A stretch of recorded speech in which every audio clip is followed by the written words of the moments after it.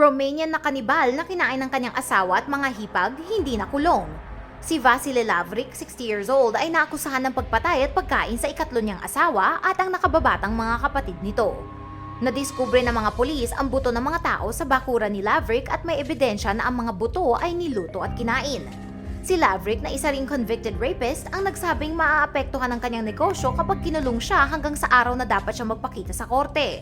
At pumayag ang judge dahil napatagal dahil sa kakulangan ng ebidensya ang kasong ito. Wala din daw kasi silang nahanap na patay na katawan ng biktima. Si Lavrik ay naakusahan ng pagpatay sa ikatlo niyang asawa na pinakasalan niya noong 18 years old pa lang ang babae.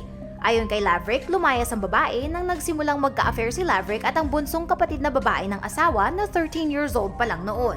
Nabuntis ang kapatid at nanganak sa isang baby boy. Magkasama silang nakatira sa bahay ni Lavrik noong buntis ang babae pero nawala din siya.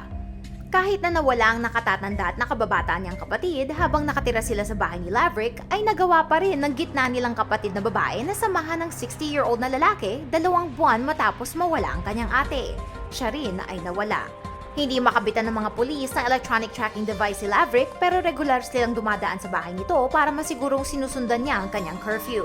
Ang tawag kay Lavrik ng local media ay The Woman Eater.